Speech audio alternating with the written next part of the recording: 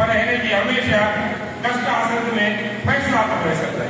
ऐं जंहिं पासे सां बीठो हूंदो ऐं असां पंहिंजी साम्हूं बीठो त उहो पासो हमेशह सोभर थींदो।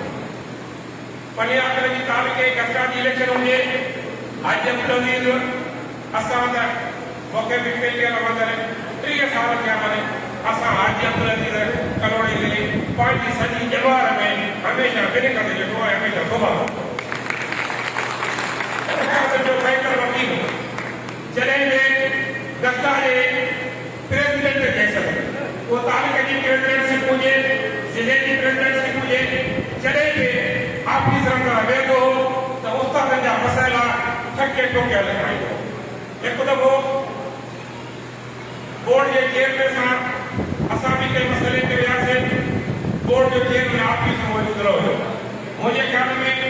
9 ॾहें जा इम्तिहान शुरू थियनि था उन्हनि जी उस्तादनि जी एक्सटर्नल जी ड्यूटी जो मसइलो ऐं उहो बोर्ड जो चेयरमैन दस्ता जे करे ई ड्यूटियुनि जो हुनखे सियासी प्रेशर बि पियो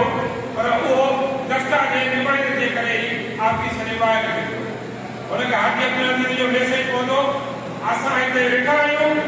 ऐं पंहिंजे दस्ता जे जेका लिस्ट ॾिनी आहे अॼु हुननि जी ड्यूटी हणाए कोर्ट जे इम्तिहान असां कमु न ॾींदा ऐं असां ॾिठो त जंहिं महिल उहो चेयरमैन साहिबु आयो त हाजी अब्दुल अज़ीज़ जेका टोटल लिस्ट खणी आयो हिकु बि नाले ते सम्झ थो लॻे त पोइ हिन हिक खे कटी सियासी माण्हू खे तव्हां पाण थिएसि थो ॿिए प्रेशर खे तव्हां पाण थिएसि थो जेका असांजी तंज़ीमी तौर ते लिस्ट आई आहे त असां उन में हिकु नालो लिस्ट न कंदासीं। हाजी अब्दुल अज़ीज़ में इहे गुण इहे क्वालिटी ॾींदो आहे। उस्तादनि जो बहितर वक़्तु उस्तादनि जा मसइला पंहिंजे दौर में पंहिंजी जॻह ते हमेशह हिन ठके ठोके हल कराया। ऑफिसर जी जेका ॻाल्हायो त हीअ जेके अॼु जा गिफ्टनि जा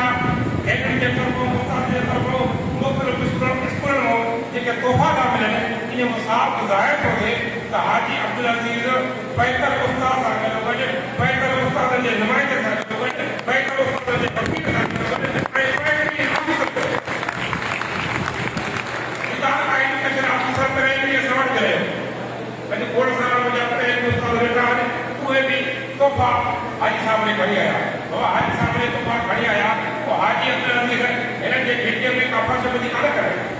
या हिननि जी घिटीअ में को जेको रोड कोन ठारायो रस्तो कोन ठारायो पर हाजी अब्दुल अज़ीज़ जॾहिं तव्हां खे एजुकेशन ऑफिसर हुयो हाणे जॾहिं एजुकेशन ऑफिसर आहे त हिन जो जेको उस्ताद सां जेको बिहेवियर आहे उहो उस्ताद सां बहितर आहे ऐं जंहिंजे बोर्ड में हाजी अब्दुल अज़ीज़ खे ई पटके जा तोहफ़ा मिलनि था हारनि जा तोहफ़ा मिलनि था ऐं गिफ्ट में मिलनि था इहो हाजी अब्दुल अज़ीज़ उस्ताद सां बहितर रहियो आहे। तरतीब कष्टा तरतीब हाजी साहब वेठो